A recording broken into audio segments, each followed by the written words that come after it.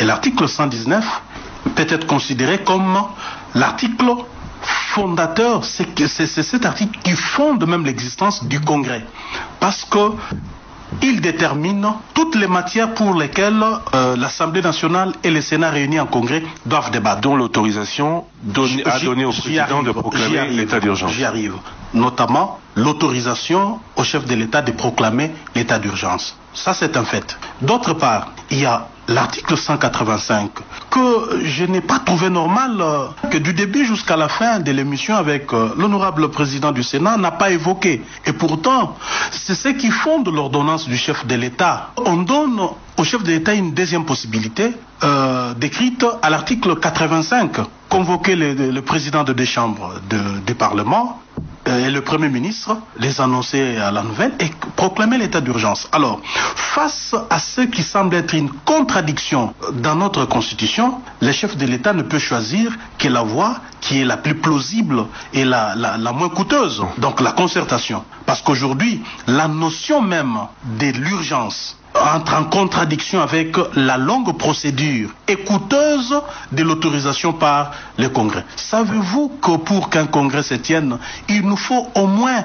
7 millions de dollars, pas moins de 7 millions de dollars, pendant cette période de pandémie où le pays a besoin d'argent pour faire face à cette pandémie. On va dépenser 7 millions de dollars dans une réunion d'un jour? Non, c'est impensable. Écoutez, Christian, ce qui est aujourd'hui faisable, ce n'est pas convoquer un congrès pour prendre acte, régulariser. Ça sera une violation flagrante de notre Constitution. Et plus précisément de l'article 119 sur lequel il s'appuie. Parce que l'article 119 ne parle nullement d'une prise d'acte, d'une régularisation. Il parle d'une proclamation. Non, il parle de l'autorisation de proclamation. Mais nous sommes à quelle étape? Si nous devons aujourd'hui discuter, je crois que nous devons discuter sur ça, sur la prorogation ou pas de l'état d'urgence déjà proclamé par le chef de l'État. L'étape de la convocation d'un congrès en ce qui concerne l'état d'urgence dans notre pays est dépassée. Je crois que le président Tambwe Mwamba doit revoir ses cours de droit constitutionnel. Ce n'est pas lui, en tant que président du Sénat, de constater que le président a violé la Constitution. Cela relève de la Cour constitutionnelle. De deux, il a violé quelle disposition, puisque l'article 85 donne au président ses prérogatives de proclamer l'état d'urgence après consultation. Nous avons tous vu à la télévision, le président a reçu avant ça le Premier ministre, le président du Sénat et le président de l'Assemblée nationale. Ils sont animés de mauvaises intentions, je crois, de ces gens du FCC.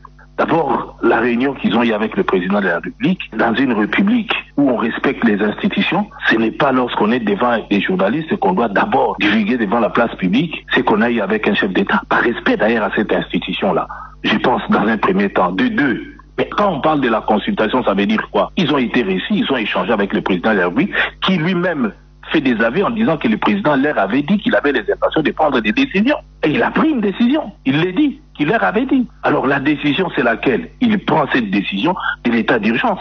Voyons. Moi, je crois que lorsqu'on est animé de mauvaises foi, on ne peut pas aller jusque-là. Quelle est cette conséquence? Lorsque lui constate que le président a violé la Constitution, qu'est-ce qu'il doit faire? Qu'il saisisse la Cour constitutionnelle. Seule la Cour constitutionnelle doit dire oui ou non. Ça ne relève pas de lui. Ou est-ce que c'est écrit que le président doit leur dire voilà la phrase que je vais prononcer, corriger? C'est écrit où? S'il est sûr et certain de ce qu'il déclare, qui tire les conséquences. Il est aujourd'hui opportun que les congrès se tiennent pour régulariser les choses.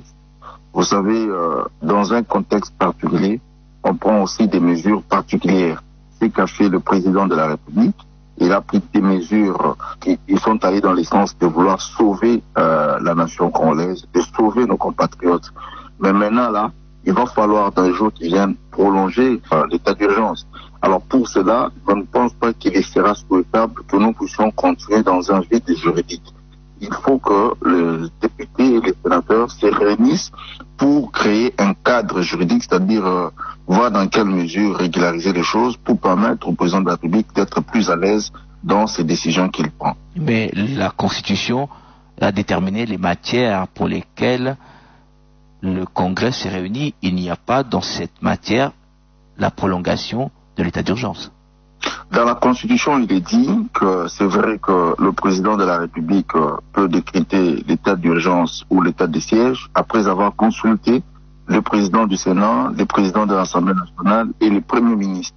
Et la même Constitution, dans son article 85, alinéa 3, dit que il faut une loi pour encadrer l'état de siège ou l'état d'urgence. Alors, à ce stade, le président de la République avait décrété l'état d'urgence sanitaire, mais il faut qu'il y ait quand même une loi, il faut quand même qu'il y ait un cadre juridique qui réglemente ou qui organise tout cela. Faire ça dans un congrès une fois pour toutes, c'est plus efficient parce que là, on réunit tout le monde le même jour et toutes les dispositions sont prises pour que les actes barrières contre le Covid-19 soient respectés au lieu de faire des choses, de tirer les choses en longueur.